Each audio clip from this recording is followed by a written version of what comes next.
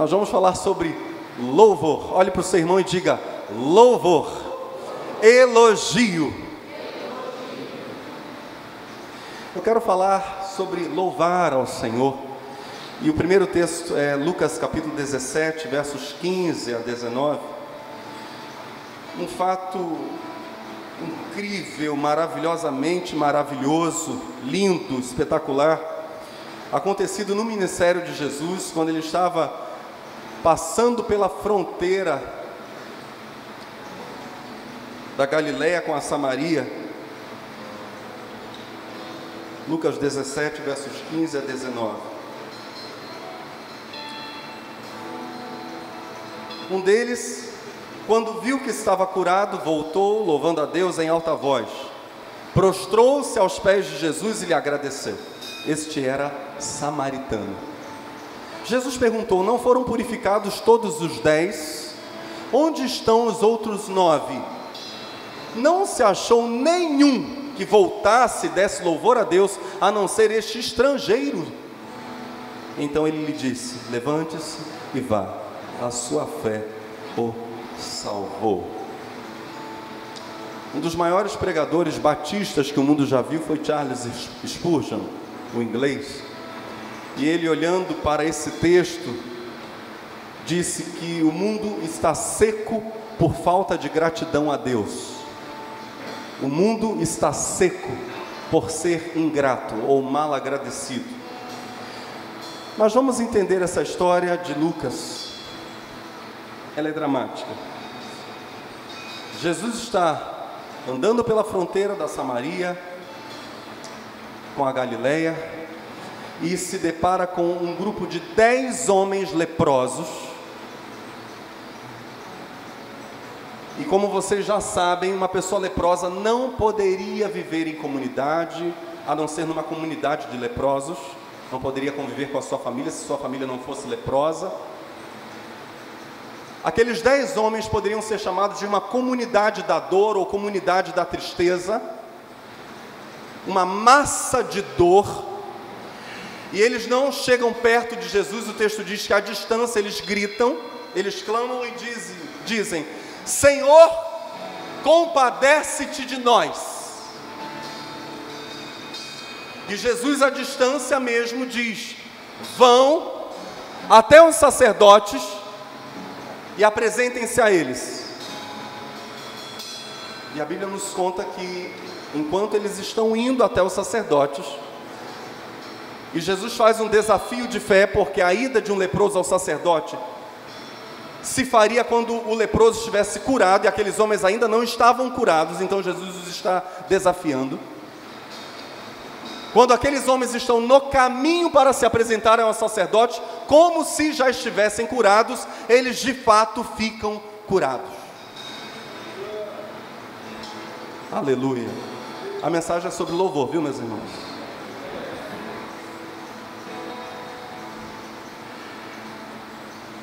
Aquela massa de tristeza, de angústia, de dor, se transforma na massa da alegria. Eu imagino que aqueles homens começam a jubilar, felizes, chegam para o sacerdote e dizem: olha, eu estou curado. E o outro do lado diz: mas eu também estou. As minhas feridas sumiram, as manchas desapareceram, a sensibilidade voltou. Incrível! E enquanto eles estão celebrando eufóricos, o texto nos dá a entender, já que Jesus não ia ficar o tempo todo parado, ele tinha pressa, ele sempre era dinâmico na sua atividade, no seu modo de viver. Um deles, samaritano, não era judeu puro, era mistura. Um que não fazia parte do povo de Deus, prontamente sai do meio do grupo e vai lá onde Jesus está. E a Bíblia diz um negócio interessante: no meio do caminho, ele começa a falar alto, dando glória a Deus. Ele vai percorrendo todo o caminho. Antes de chegar a Jesus, ele já está louvando. Ele está glória, e é o que o texto mesmo diz: glória, glória, oh meu Deus, aleluia. E quando ele chega diante de Jesus, a Bíblia diz, ele se lança no chão, ele se prostra, adora o Senhor. Ele diz, muito obrigado. Primeira verdade que eu quero destacar aqui é a intensidade. Diga comigo, intensidade. O homem veio louvando a Deus por todo o caminho, e depois se prostrou e agradeceu. Deus merece, meus irmãos, isso é até redundante, é tão óbvio, que parece que isso não deveria nunca precisar ser dito, mas eu vou dizer. Deus merece ser louvado de modo digno, proporcional à sua bondade, o que é impossível, mas numa tentativa, numa aproximação dessa verdade, Deus merece ser louvado de modo intenso. Eu tenho absoluta certeza, e se vocês concordam comigo, ao final dessa declaração eu peço que vocês digam amém. Eu tenho absoluta certeza de que dons, por exemplo, que Deus colocou, deu para cada um de nós, da audição, da fala e da visão, são infinitamente mais importantes e maravilhosos, por exemplo, do que o nosso time ganhar uma partida de futebol. Creio que Deus, em sua graça, deve ser celebrado à altura da sua bondade. Quando alguém acaba de ser curado de lepra, o seu louvor não dá para ser simplesmente um sussurro. Não há como. Aquele homem vivia muita dor, muita vergonha, muito desprezo. Quando ele percebe que a palavra de Jesus, e se você entrou aqui enfermo, você pode já dizer, Senhor Jesus, eu recebo a tua cura, porque eu sei que o Senhor está aqui. A palavra de Jesus, mesmo à distância, sarou uma comunidade de 10 homens enfermos. A Shema, em Deuteronômio capítulo 6, verso 5, Shema porque é o verbo principal que aparece ali no hebraico, ouve Israel. A Shema, no verso 5 do capítulo 6 de Deuteronômio diz, amarás, pois, o Senhor teu Deus, diga comigo, de todo o teu coração. Eu não estou ouvindo vocês, de todo o teu coração, de toda a tua alma. Olha para o seu irmão e diga, de toda a tua força.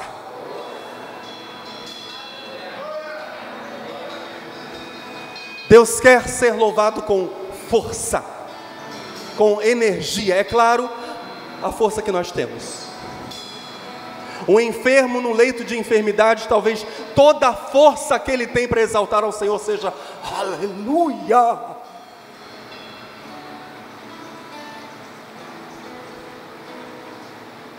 Mais de uma vez já citei aqui pregando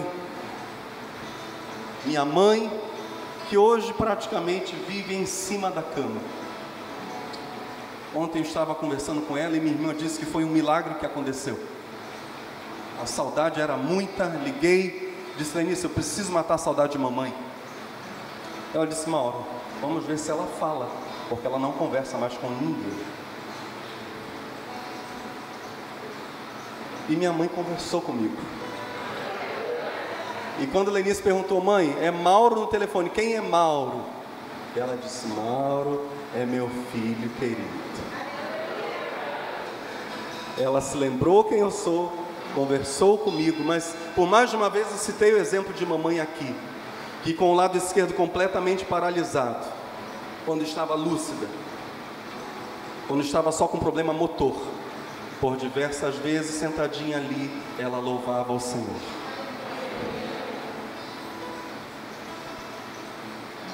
Louve ao Senhor com intensidade. Louve ao Senhor, como diz a Shema em Deuteronômio capítulo 6, com toda a tua força. O que você tem, ponha em exaltação ao Senhor. Em segundo lugar, eu quero falar sobre a individualidade. Louvar a Deus coletivamente é algo maravilhoso. Já comentei aqui que há um costume judaico de quando eles estão numa roda exaltando ao Senhor, Os mais novos, e eles dançam e levantam as pernas, os mais novos não levantam as pernas mais alto que os mais velhos. Eles ficam observando até onde os mais velhos conseguem levantar as pernas, e até ali eles levantam também, numa atitude de respeito. É maravilhoso quando nós louvamos em comunidade ao Senhor, e é claro, é evidente que há algo de especialíssimo nessa atmosfera quando a igreja se une para exaltar o Senhor. Entretanto, ouça o que eu vou lhe dizer. Ainda que nós louvemos coletivamente, isso seja bom, isso seja bíblico, isso seja didático, isso nos ensina, isso seja agradável a Deus, ainda que haja todos esses méritos da adoração coletiva, do louvor coletivo, eu quero evitar o termo adoração, mais à frente eu vou dizer o porquê. Ainda que haja todos esses méritos no louvor coletivo, louvor, preste atenção, sempre será um ato essencialmente individual.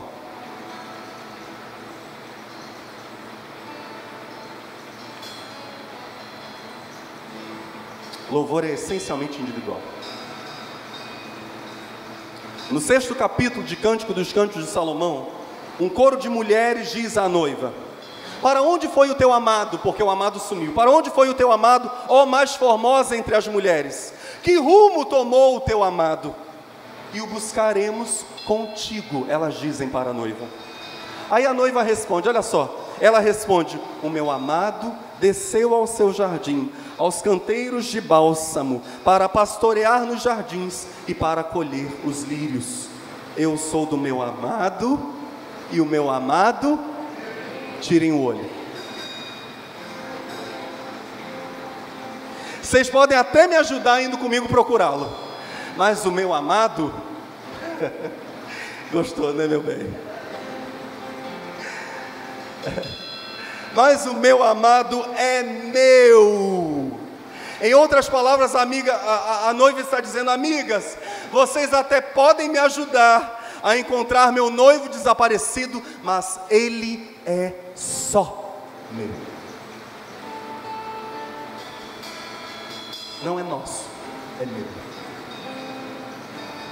A vida cristã, ainda que nós a vivamos em comunidade, esse é o plano eterno de Deus, ela é essencialmente um solo, não é um coro.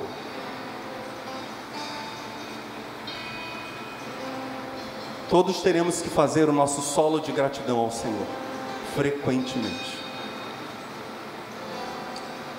Enquanto muitos ao nosso redor ignoram as bênçãos do Senhor, como aqueles 9 homens que receberam o milagre e não foram agradecer, não foram louvar.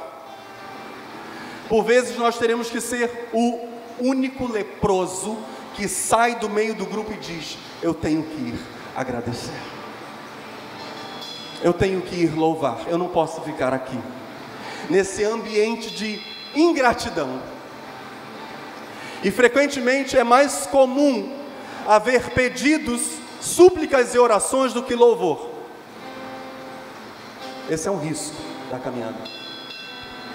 Não apenas louvamos a Deus coletivamente, nós o louvamos individualmente quando todas as vozes ao nosso redor estão em silêncio acerca da bondade do Criador.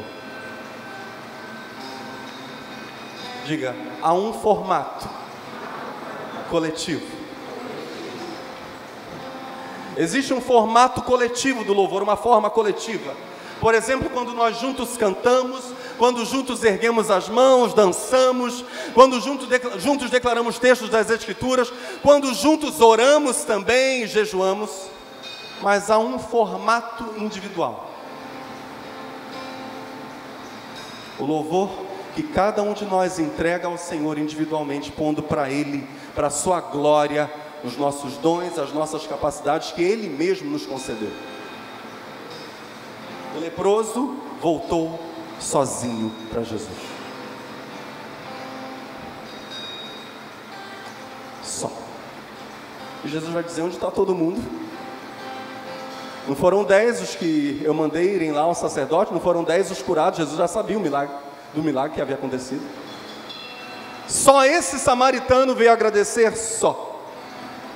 Porque aquele que sabe que pertence a Jesus, olha só, aquele que sabe que nasceu de novo, no seu coração vai dizer, ele tem uma necessidade, ou ela, ele ou ela vai dizer, eu preciso louvá-lo, eu preciso amá-lo.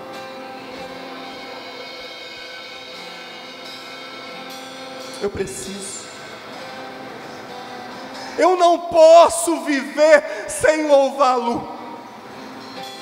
Eu não posso viver sem agradecer àquele que deu o seu sangue na cruz do Calvário por um miserável pecador como eu.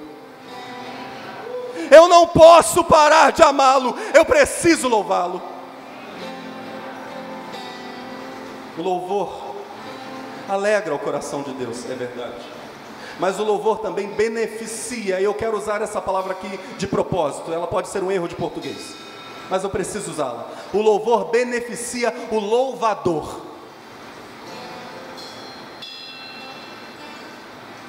Eu não quero por hora falar sobre adoração, e nessa mensagem não vou falar detidamente sobre a adoração, tendo em vista a etimologia de adoração, a origem do termo, que é orar a alguém. Eu não quero tratar do tema oração, nem falar de prostração para súplica, eu não quero falar sobre isso.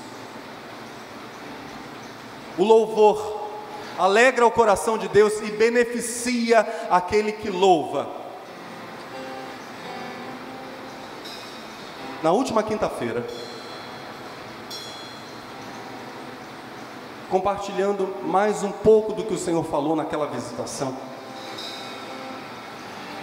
eu contei para vocês que quando às seis da noite, daquela sexta-feira seguinte ao meu aniversário, quando a presença nítida, evidente do Senhor dentro do quarto, quando Ele disse assim, preciso ir, eu disse para Ele, Senhor, não vá, fica. Eu contei para vocês, eu disse aqui, Ele falou uma outra coisa que eu não vou dizer, mas que hoje eu vou dizer, porque tem a ver com a mensagem. E uma outra coisa, e essa coisa que Ele falou me deixou com um nó na cabeça, e eu não entendi, demorei 2 semanas para entender o que o Senhor tinha falado. E Ele disse, eu preciso ir, não, eu preciso ir, preciso descansar. Quando Ele falou isso, eu disse, meu Deus, será que eu estava mesmo com o Senhor esse tempo todo, essas horas? E eu falei para aquela voz, ao Senhor, eis que não se cansa, não dormita, não cochila o guarda de Israel. Como assim, Senhor? E eu duvidei da experiência, naquele momento eu duvidei. Eu disse, não, o Senhor não se cansa. Não, Ele me disse, não, eu não me canso no padrão dos homens. E aí Ele não me explicou, Ele só disse isso, preciso ir, preciso descansar. Eu disse, meu Deus, quem que é isso? Estava conversando com o irmão que está aqui, e ele disse, pastor, o problema é que agora a gente precisa saber o que é descansar. O que é descansar para Deus? Essa é a pergunta. Porque a Bíblia diz que depois de ter criado o universo em quantos dias? Ao 7º dia, Deus... Opa! O que é isso? Essa escritura diz que o eterno não se cansa. Bem, na sexta-feira seguinte, a minha festa de 40 anos, eu sei que não parece que eu tenho essa idade toda. O Senhor me visitou, curou, e me deixou com essa pulga atrás da orelha. Eu não estava entendendo nada do que o Senhor estava me falando. Para mim, aquilo era mistério. Mas, por isso que eu digo que eu quero terminar o ministério numa fazenda. Depois que Jesus disse, Mauro, você cumpriu a sua missão, eu quero terminar os meus dias na chacrinha, com as galinhas, com o porquinho. Minha esposa ama essas coisas, eu quero levá-la para lá. Porque quando a gente estava na fazenda do avô do Mateus, a luz brilhou. Pá! E eu comecei a escrever. Meu Deus, é isso. O Senhor abriu os meus olhos. Filhinho, deixa eu te contar o que é. Você está pronto? Vou te contar. Quando no Gênesis Deus descansa, há pelo menos 3 verdades implicadas nessa afirmação. A primeira delas é a de que Deus parou de criar do nada. Ele parou o bará do hebraico. Bem como parou de transformar miraculosamente os compostos naturais. Então, Deus cessa a sua operação iminentemente criativa. Em segundo lugar, após parar de criar do nada, Deus passa a sustentar a sua criação, entregando a criação aos cuidados das leis naturais que Ele mesmo instituiu. Estamos juntos no pensamento? Deus entrega a criação ao cuidado, ou aos cuidados das leis naturais. Em terceiro lugar, e aqui entra a palavra de hoje que o Espírito Santo está trazendo ao meu e ao seu coração. Deus para a fim de receber da sua criação louvor.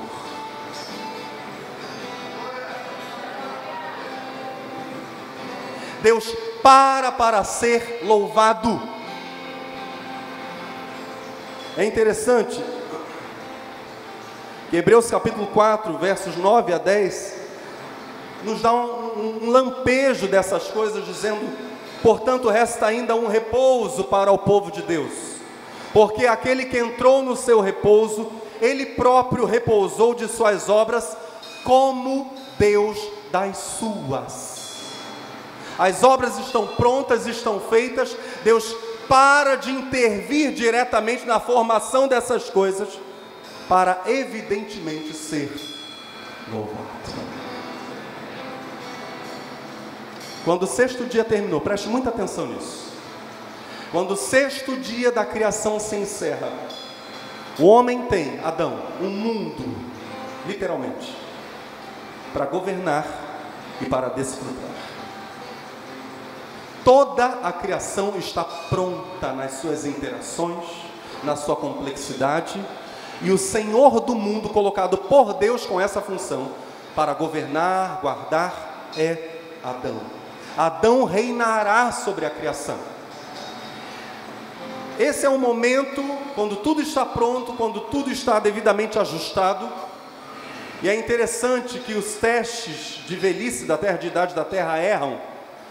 Estava lendo um artigo teológico sobre isso, muito interessante, do Dr. Henry Morris. Ele diz algo muito simples. Quando a gente olha para o Gênesis e vê no 6º dia da criação a terra pronta, feita, já com tudo funcionando, a gente tem uma coisa que vai enganar. Por exemplo, o famoso teste de carbono 14. A terra nasce velha. A terra é criada adulta. Ela não é uma menina que vai envelhecendo. Ao 6º dia ela é madura, ela é velha. Então 6 dias podem parecer para a ciência alguns milhões de anos em processos de transformação da matéria, mas não são. É porque a terra nasce completinha. Você está entendendo? Madurinha, prontinha. Toda a natureza agora tem um dever no 7º dia: exaltar o Criador, que agora faria uma coisa: se assentaria num trono para receber. Poderíamos simbolicamente dizer que Deus agora está no seu trono de louvores. Mas há algo bem misterioso na instituição do sábado, do 7º dia. Quantos aqui foram feitos imagem e semelhança do Criador? Meu Deus, acho que tem só 3 pessoas. Quantos aqui foram feitos imagem e semelhança do Criador? Que isso é uma honra muito grande, né, queridos? Fomos feitos do pó, mas semelhantes àquele que nos fez. Que coisa gloriosa. Pois bem, há um mistério no sétimo dia, preste atenção. Adão também teria o seu descanso. A criação também exaltaria. Eu quero apresentar alguns textos que nos dão essa insinuação. A criação também exaltaria a bondade, a sabedoria e o êxito do governo do Senhor Adão. A criação o louvaria.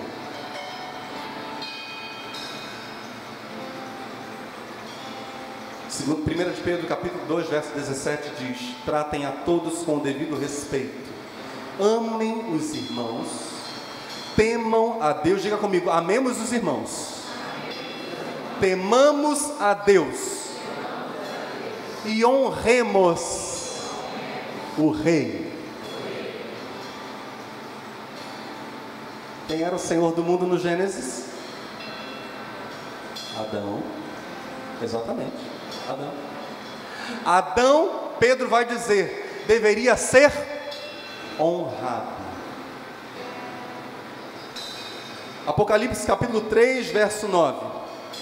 Eis que eu farei aos da sinagoga de Satanás, aos que se dizem judeus e não são, mas mentem.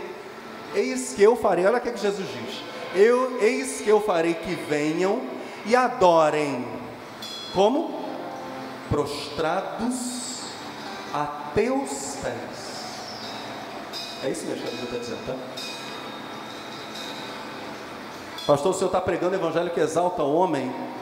Eu estou pregando o evangelho segundo o qual Deus se exalta na exaltação do homem. Amém? Quando a imagem dele é honrada, ele recebe honra. Assim como a besta do Apocalipse, diz a Escritura, vai passar sua honra, seu poder para a sua própria imagem. Até nisso Satanás imita o Senhor, dando honra à sua própria imagem. Eis que eu farei, diz Jesus, aos da sinagoga de Satanás, aos que se dizem judeus e não são, mas mentem, eis que eu farei que venham e adorem prostrados a teus pés e saibam que eu te amei.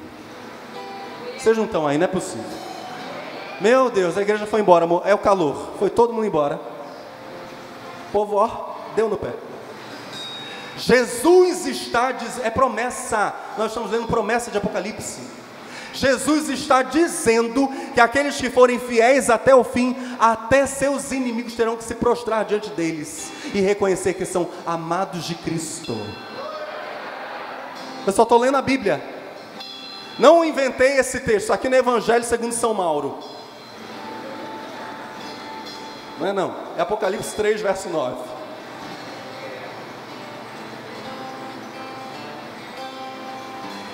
E Jesus diz, meu Deus, gente, eu quero ver se vocês estão entendendo que o assunto de hoje é louvor. Jesus diz em Apocalipse 3, 21, ao que vencer, lhe concederei que se assente comigo no meu trono, assim como eu venci e me assentei com meu Pai no seu trono.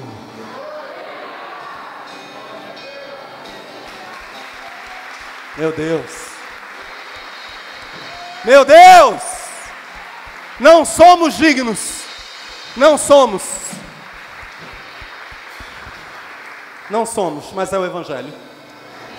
Pastor, eu não sou digno, eu também não sou, meu Deus, eu sou menos que você, pode ter certeza. Eu olho para isso aqui e digo, meu Deus, eu e minha esposa, né, meu bem? Esse quando a gente olha para o Apocalipse e diz, meu Deus, o que é isso, meu Deus? Jesus é isso mesmo. Eu tenho certeza que vai fazer isso comigo. Vou sim. E Jesus vai dizer, olha lá, em Marcos 2, verso 27, o sábado foi feito por causa do homem.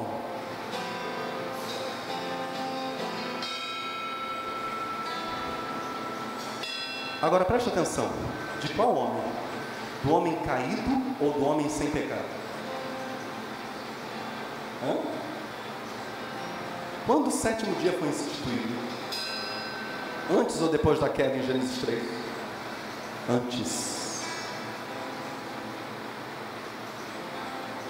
O sábado não foi instituído apenas, preste atenção, louvar ao Senhor é glorioso, é maravilhoso.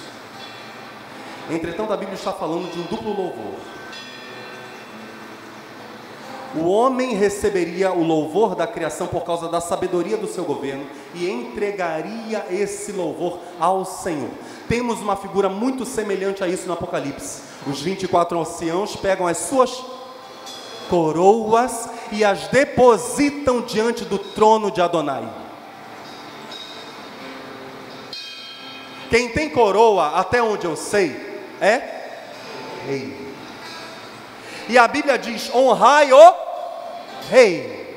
Seres que recebem honra e pegam essa honra e a entregam ao Senhor. Isso era o que o homem viveria antes da queda. O sábado era o momento em que a criação louvaria e que o homem também louvaria. Aleluia. Depois da queda, o sábado é quase que só para que o homem louve, porque ele vai errar tanto, que ele vai ficar com uma promessa de ser louvado depois que ele for glorificado. Jesus vai dizer no Novo Testamento que os fiéis, depois que vencerem, ouvirão: bem está, servo bom e fiel. Depois que vencerem, aí serão louvados. Sobre o pouco foste fiel, sobre o muito te colocarei. Entra no gozo do teu Senhor. Esse é o momento que nós estamos vivendo. Louvando e louvando, louvando. Adorando e adorando. Louvando e louvando. E se vencermos, Jesus garante, receberemos também elogio, louvor da parte de Deus. É em Cristo, diga, em Cristo. A Bíblia diz que é em Cristo que nós aprendemos a louvar, e é também em Cristo que nós aprendemos, ou temos motivos, recebemos motivos para recebermos louvor. Temos motivos para recebermos louvor. Agora, a Bíblia diz que não é aqui o nosso descanso. Não é aqui ainda o lugar que nós recebemos a nossa, o estado de coisas em que receberemos a nossa exaltação.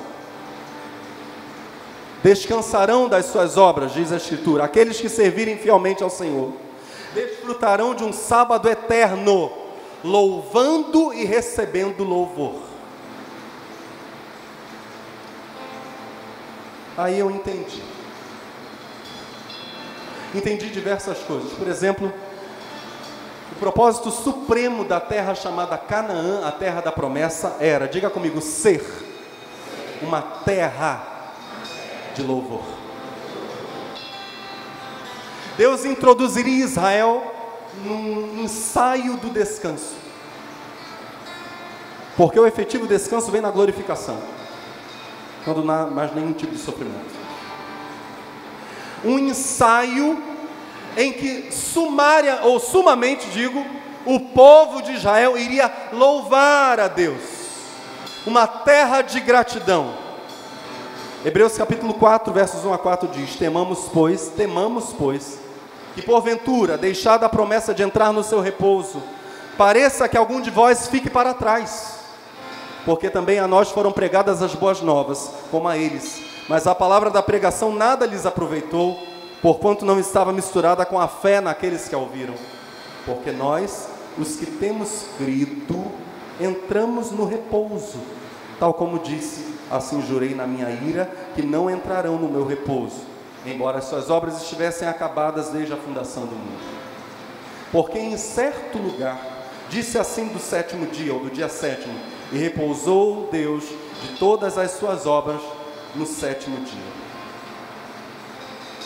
Traduzindo isso em miúdos, ao 7º dia, Deus para receber louvor, o homem para louvar e ser coroado como soberano da terra, e o homem tem uma característica muito interessante. Antes da queda, ele não se corrompe. Ele é um ser incorruptível, portanto não se cansa. Ou seja, o 7º dia da criação é posto em favor do homem, não porque o homem viesse a se cansar. E a Bíblia também não diz que Deus descansou no padrão humano, porque nem Deus se cansava, nem o homem.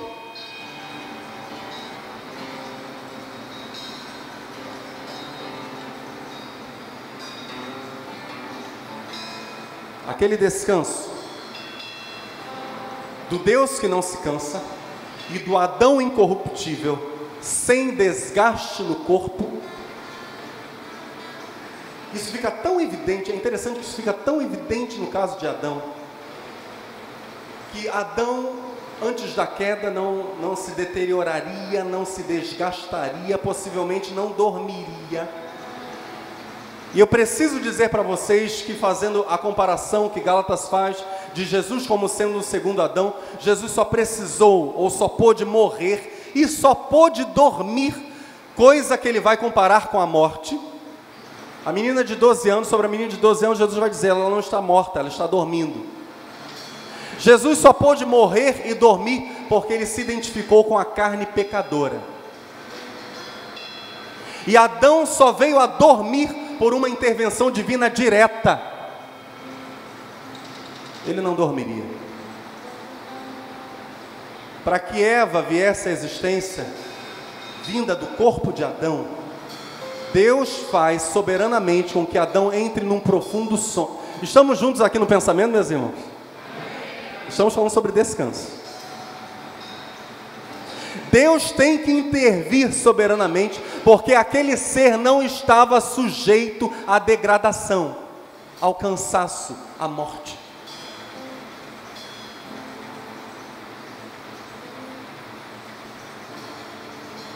É interessante, eu estava olhando para essas coisas e pensando no seguinte: o sono, um teólogo brasileiro falou sobre isso, o sono é um ensaio para a morte. Dormir, tem alguns que estão ensaiando assim, né? No dia da morte chegar, vão estar para lá de treinados.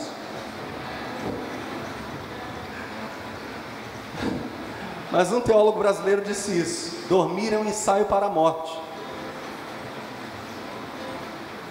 Interessante, olha só que coisa maravilhosa. A Bíblia é maravilhosa, amém, queridos? Estou falando várias coisas aqui, eu preciso dizer isso para vocês. Joel capítulo 2, Deus diz que quando o Espírito Santo descesse sobre a igreja, uma coisa iria acontecer. Os mancebos teriam visões e os velhos teriam... Eita, papai. Os velhos sonharão, diz Deus. Tecnicamente falando, numa terra em que as pessoas têm muitos dias e não sofrem acidentes e não há assassinato, ou seja, uma terra de paz, uma terra bendita, uma terra de avivamento, bendita seja a Aquidauana. Tecnicamente, essa terra é uma terra em que o prenúncio da morte ou a anunciação da proximidade da morte será a velhice.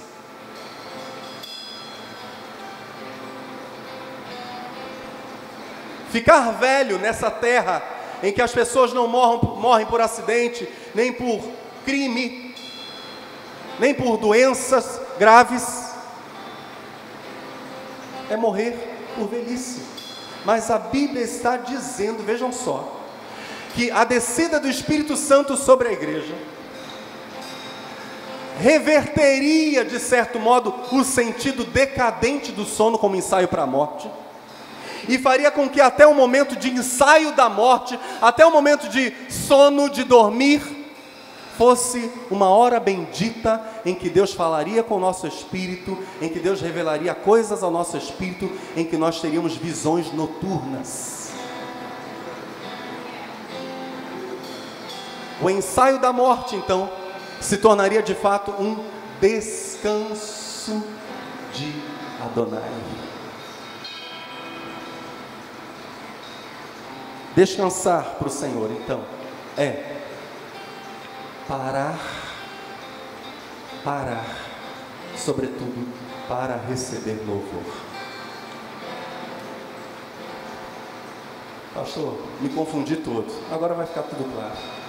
Naquela sexta-feira, dentro do quarto, o Senhor parou de atuar miraculosamente no meu corpo, que estava até então doente, e quando o Senhor disse, não, preciso ir, preciso descansar, eu estava curado. Primeiro sentido do descanso de Deus no Gênesis: Deus parou de intervir miraculosamente na criação. Foi o que aconteceu dentro do meu quarto. Segundo sentido do descanso de Deus em Gênesis: Deus passa a entregar, a cuidar da criação, entregando-a aos cuidados das leis naturais. Exatamente o que o Senhor fez dentro do meu quarto, quando disse, bebe água pura.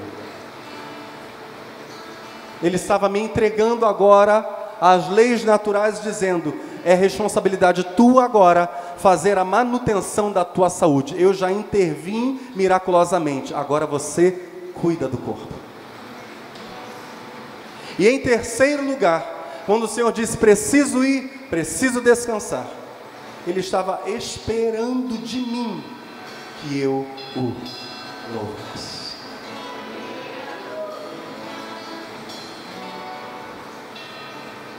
Deus se assenta num trono de louvor. Eu estava olhando, por exemplo, para Isaías 66, versos 1 a 4, em que a Bíblia diz, assim diz o Senhor, o céu é o meu trono e a terra o escabelo dos meus pés.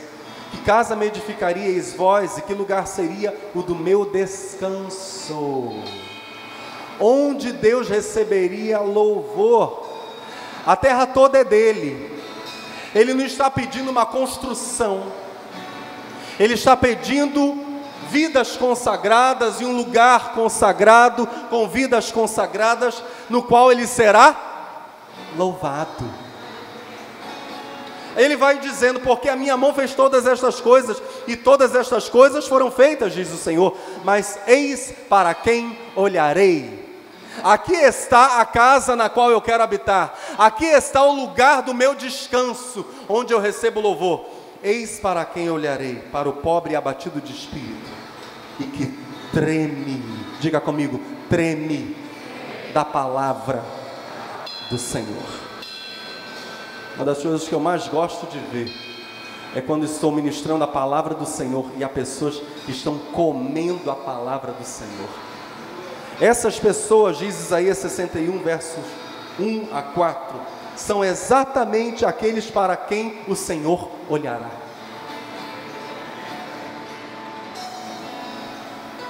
Pessoas que ouvem a palavra e dizem, meu Deus, ensina a te louvar, ensina, Senhor. E o Senhor finaliza esse texto dizendo, o que mata um boi é como que fere um homem, o que sacrifica um cordeiro, como que degola um cão, o que oferece uma oblação, como que oferece sangue de porco, o que queima incenso, como que bendiz a um ídolo. Não estou querendo aparência, forma, exterioridade, não é isso que eu quero louvor genuíno. Também estes escolhem os seus próprios caminhos, e a sua alma toma prazer, olha só, toma prazer nas suas abominações, quando no culto a nossa alma deveria tomar prazer no Senhor. Também eu quererei as suas ilusões, farei vir sobre eles os seus temores, porquanto clamei, diz o Senhor, e ninguém respondeu, falei e não escutaram, mas fizeram o que parece mal aos meus olhos, e escolheram aquilo em que eu não tinha prazer.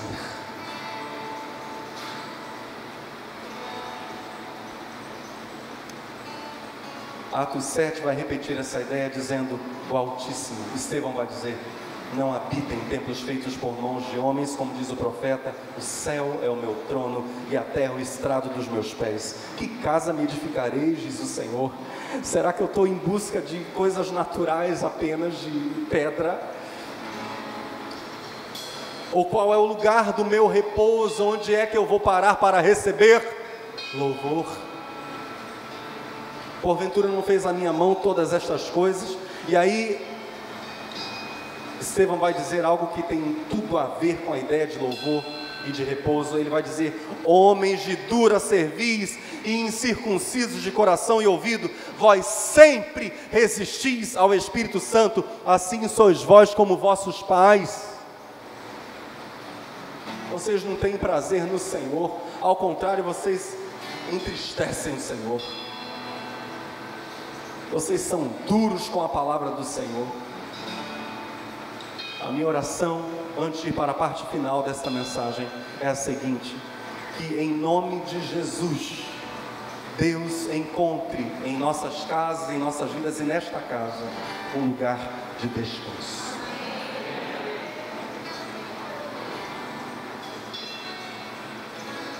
Em que Ele pare para ser louvado.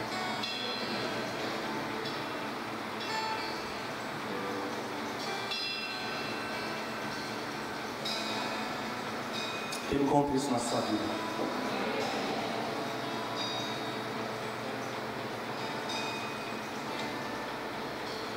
E se Ele encontrar isso na sua vida, quando você vencer e passar para o outro lado do rio, você também receberá o louvor, a honra que aguarda a glorificação dos salvos. Vai se assentar no trono do Senhor com Ele e tudo mais. A última parte dessa mensagem é a seguinte: diga: o louvor depende da palavra. É a última parte. A Bíblia nos dá testemunho de Deus e de Cristo. A Bíblia por si só já é um milagre. 66 livros, compilados em mais ou menos 1500 anos, por mais ou menos 40 autores, em 3 continentes diferentes, atacada por todos os lados, concordando em seu sentido e se completando fantasticamente. A Bíblia por si só é um milagre. É mesmo uma carta de amor, por meio da qual Deus revela de modo singular quem Ele é. Não resta dúvida. A Bíblia, por exemplo, nos revela o poder de Deus, nos revela o plano eterno de Deus para nós, nos revela o governo de Deus, nos revela a vitória final dos fiéis, nos revela o caráter de Deus. E a partir da revelação de Deus vinda a nós, especialmente por meio da Bíblia, nós nos tornamos capazes de louvar a Deus por cada uma das suas virtudes. Eu quero exemplificar isso. Um discípulo de Jesus. Temos discípulos de Jesus aqui? Vê, por exemplo, na Bíblia, ou por meio do estudo pessoal, ou por meio da pregação, como Deus trata o tema da sexualidade. Vê, por exemplo, como Deus pune o adultério de Davi, como Deus valoriza o casamento, a fidelidade. Descobre até que Deus se apresenta como esposo fiel de uma nação adúltera, Israel. Descobre que Deus é santo. Conhece um Deus puro que não quebra a sua aliança. É santo. Ao louvá-lo, preste atenção. Ao louvá-lo, tendo conhecimento da sua santidade, aquele que louva a Deus por causa da sua santidade, torna-se mais santo.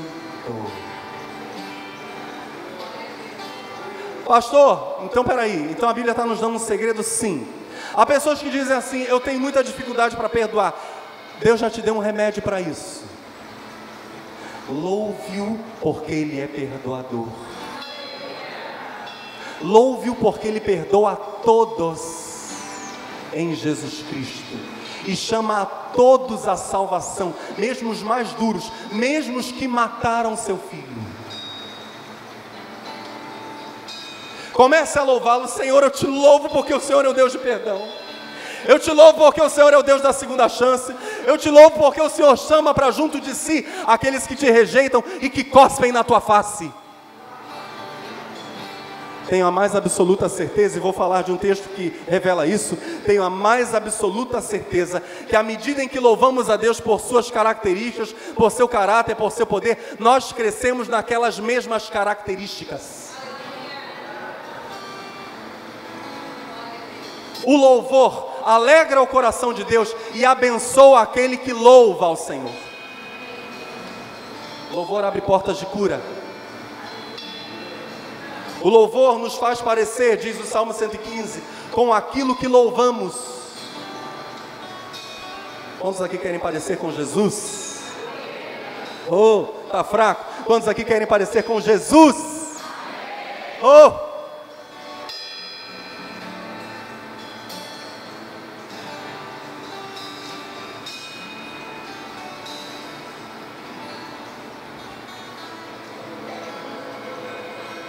O Salmo 115 nos diz assim: os ídolos deles, de prata e ouro, são feitos por mãos humanas.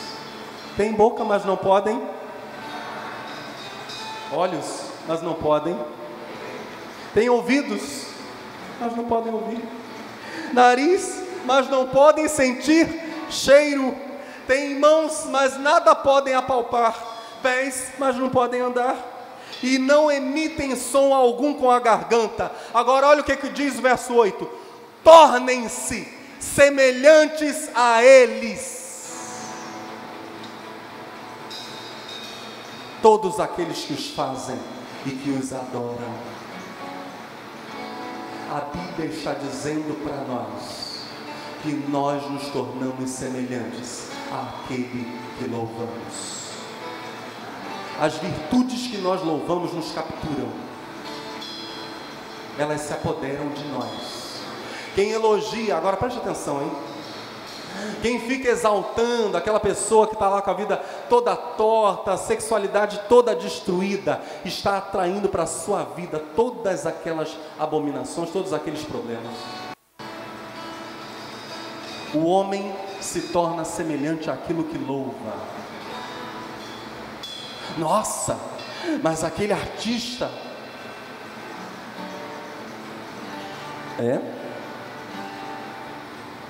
nossa, mas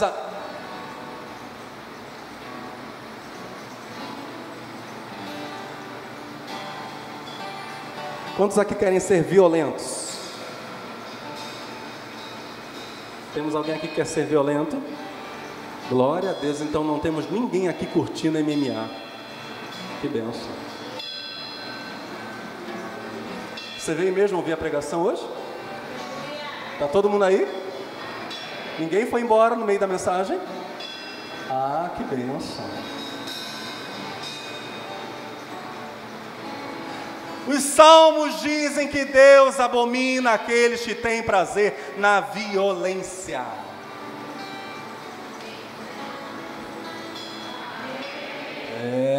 É fácil dizer amém quando a gente está ouvindo aquilo que a gente gosta, né, irmãos?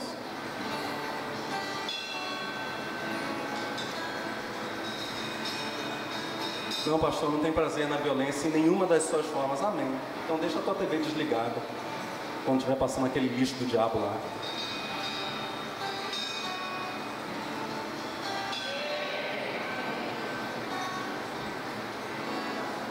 Essa tá doendo, né, irmãos? Ah, pastor, coisa linda aquela atriz lá rebolando. Meu irmão. Eu acho que essas coisas nem precisam ser ditas, né, irmãos?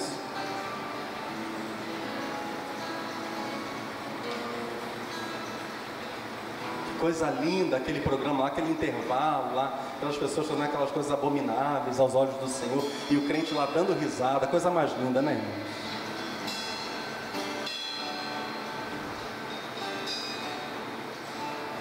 Não.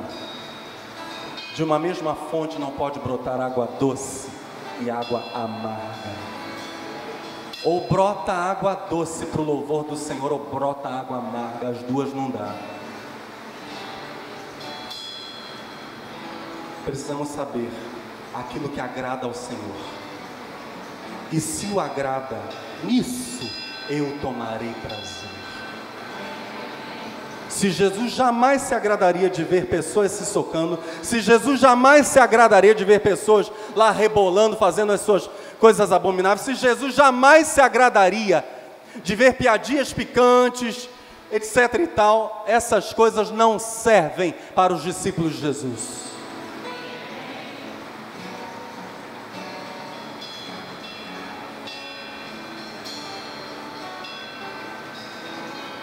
Eu disse que eu iria encerrar e vou encerrar.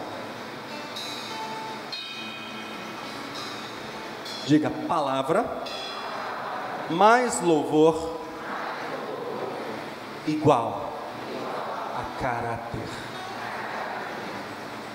À medida que a palavra de Deus for achando lugar no nosso coração, e nós formos louvando a Deus pela revelação de quem Ele é por meio da sua palavra, o nosso caráter irá sendo continuamente transformado. Aquilo que nós formos exaltando se apoderará de nós, governará a nossa vida, e o louvor será uma arma poderosa, unido à palavra revelada, a palavra de Deus vindo ao nosso coração, fazendo de cada um de nós discípulos que parecemos com o nosso Mestre Jesus Cristo. Por favor, fique de pé no seu lugar.